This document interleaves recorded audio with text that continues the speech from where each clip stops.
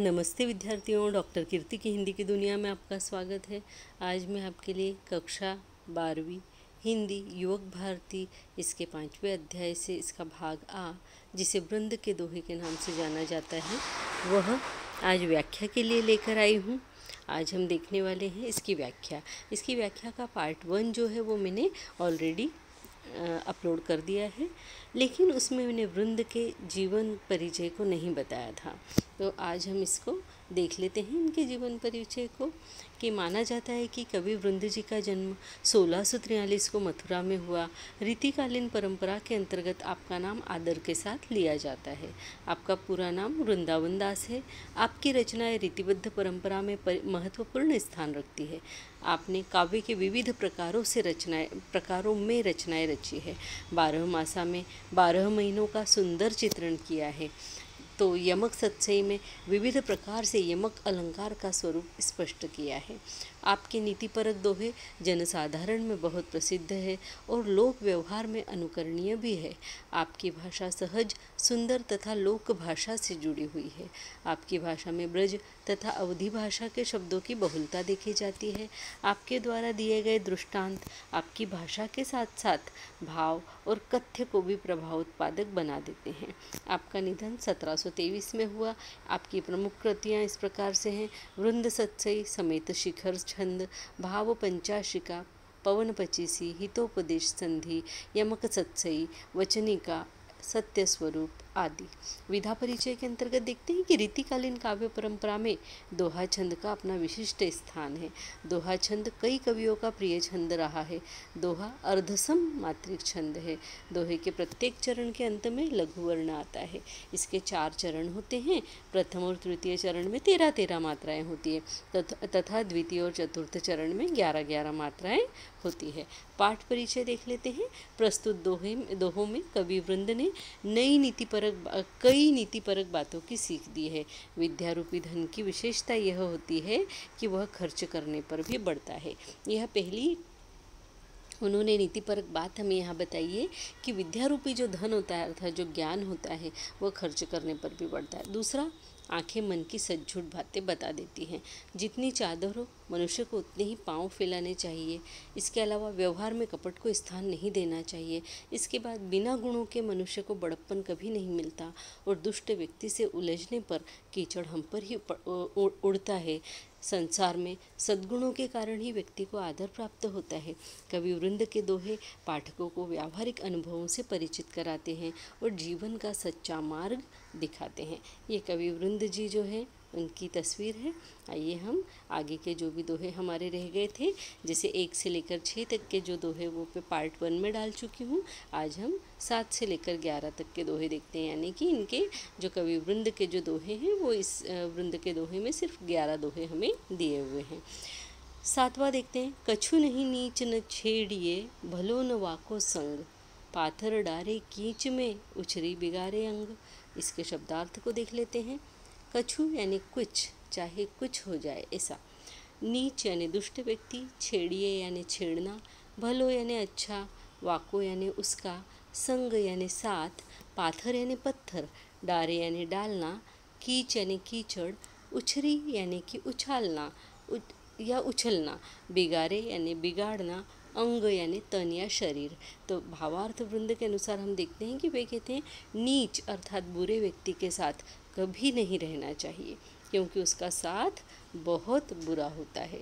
और जो ये लाइन वे यहाँ से शुरू करते हैं कि कछु कहीं न छेड़िए, भलो न वाको संग, यानी उनका संग तो कभी अच्छा नहीं होता है और ऐसे लोगों को कभी भूल कर भी कुछ कहकर छेड़ना नहीं चाहिए, है ना, क्योंकि उसे छेड़ने पर वो हमें ही अपशब्द सुनाएगा, हमें ही भला बुरा कहेगा।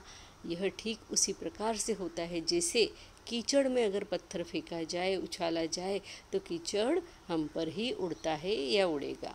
यहाँ कवि कहना चाहते हैं कि बुरी संगति का बुरा ही परिणाम होता है, इसलिए बुरी संगति से सदैव दूर रहना चाहिए। आगे की लाइनें देखते हैं। 8 नंबर। जो पावे अति उच्च पद, ताको पतन निदान, यानी जो अति उच्च पद पाता है वो उसका गिरना निश्चित है। निदान यानी निश्चित है। जो तपी तपी मध्यान्ह लो, अस्त होतु है भान। आइए आगे हम इसका शब्दार्थ देख लेते हैं। और शब्दार्थ इस तरीके से हैं। पावे यानी पाना, पतन यानी गिरना, निदान यानी या तो परिणाम या फिर यहाँ पर जो उसका अर्थ है वो निश्चित रूप ऐसा, ताको यानी कि उसका, ज्यों यानी जैसे, तपी यानी तप कर, मध्याह्न यानी दोपहर, अस्त यानी डूबना, भान यानी सूरज। विद्यार्थियों, यहाँ मैं आपसे एक रिक्वेस्ट करना चाहूँगी कि मेरे इस चैनल को ऐसे ही देखकर आगे मत बढ़ जाइए।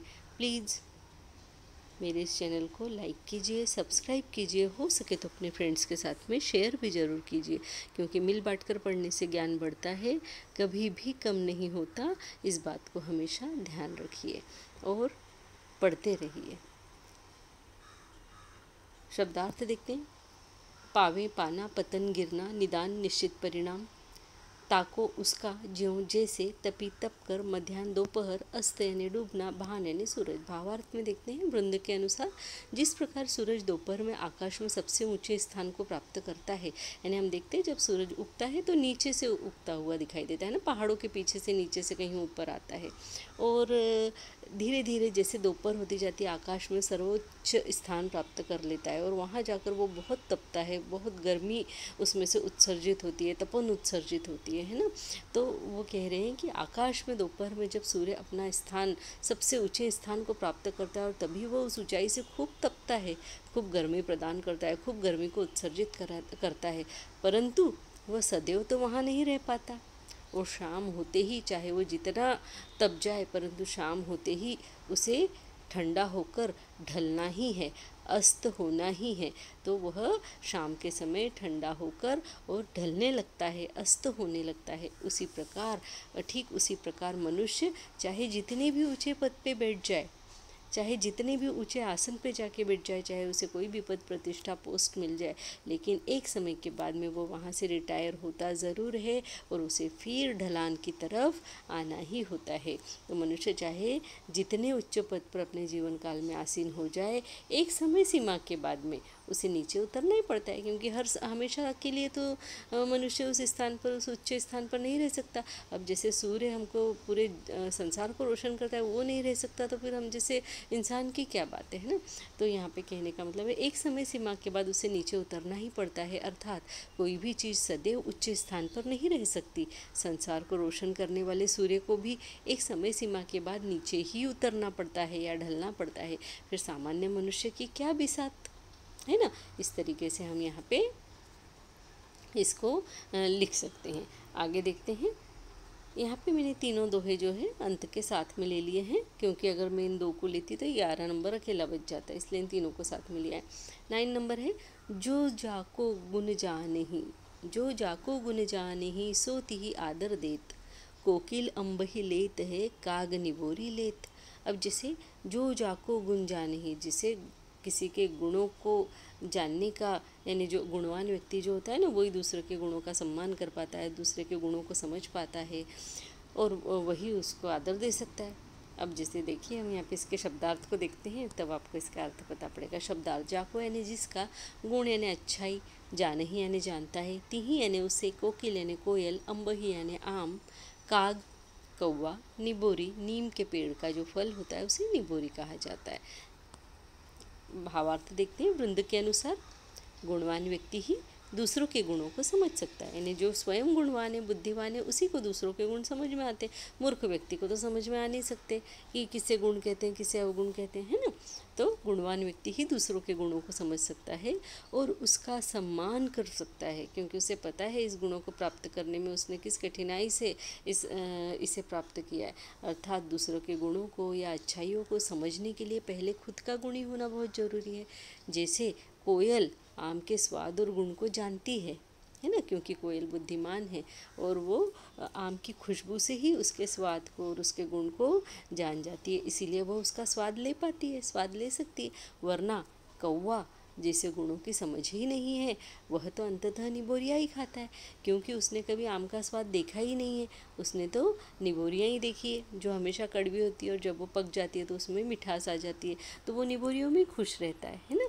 उसको फिर उससे अच्छा, उससे उच्च या उससे श्रेष्ठ चीज़ के बारे में कोई जानकारी ही नहीं होती है। तो वो अपने उसी जग में जो है खुश रहता है, निबोरिया ही खाता रहता है। आगे का देखते हैं हम लोग। 3 नंबर का दोहा है, आप अकारज आपनो करत कुबुध के साथ, पाए कुल्हाड़ी आपने मारक मूरख हाथ। आगे देखते हैं, इसका जो शब्दार्थ है वो इस तरीके से है। आप यानी स्वयं, अकारज यानी अकारण, कुबुद्ध यानी दुर्बुद्धि, आपने यानी अपने, मारत यानी मार, मूर्ख यानी मूर्ख।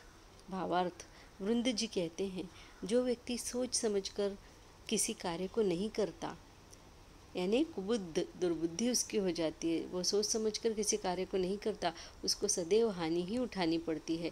अतः सोच समझकर ही कदम आगे बढ़ाने चाहिए, अन्यथा मूर्खतापूर्ण निर्णय लेकर मनुष्य स्वयं अपने ही पैरों पर कुल्हाड़ी मार लेता है, यानी अपने ही हाथों से अपना ही नुकसान कर लेता है, अकारण ही फिर परेशान भी होता रहता है।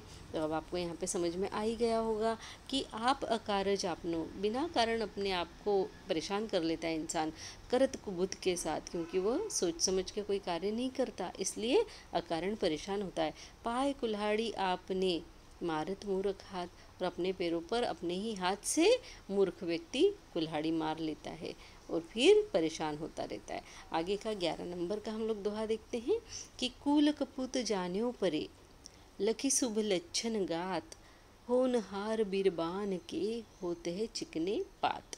अब ये जितने भी दोहे हैं ये वृंद सत्सई संग्रह से लिए गए हैं। आइए 11 नंबर के हम शब्दार्थ को देख लेते हैं। तो शब्दार्थ कुछ इस तरीके से हैं कि कुल यानी कि खानदान, कपूत यानी कि नालायक, जान्यो परे यानी कि जान पड़ता है, मालूम पड़ता है, समझ में आता है, ये सब हम इसमें लिख सकते हैं।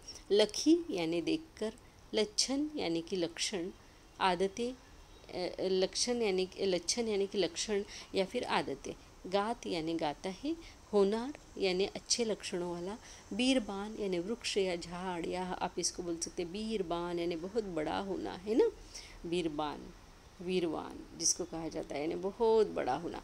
चिकने यानी कि चमकीले, पात यानी पत्ते, है ना। भावार्थ देखते हैं कि वृंद के अनुसार होनहार बच्चे के लक्षण पालने में उसकी होने वाली हलचल से ही दिख जाते हैं, यानी जो बच्चे बड़े होकर अच्छे बनने वाले होते हैं, कुछ अच्छे करने वाले होते हैं, उनके लक्षण हमें बचपन में उनके हलचल से, उनके एक्टिविटीज़ से ही पता पड़ जाते हैं। अर्थात बचपन के लक्षणों से ही बच्चा आगे जाकर अच्छा निकलेगा या बुरा निकलेगा, इसका अनुमान लगाया जा सकता है। यह तो ठीक उसी प्रकार होता है यह ठीक उस वृक्ष के समान होता है जिसके पत्तों की चमक उसके पौधे के रूप में होने पर ही उसके गुणों अर्थात उसके बड़े होने का संकेत दे देती है।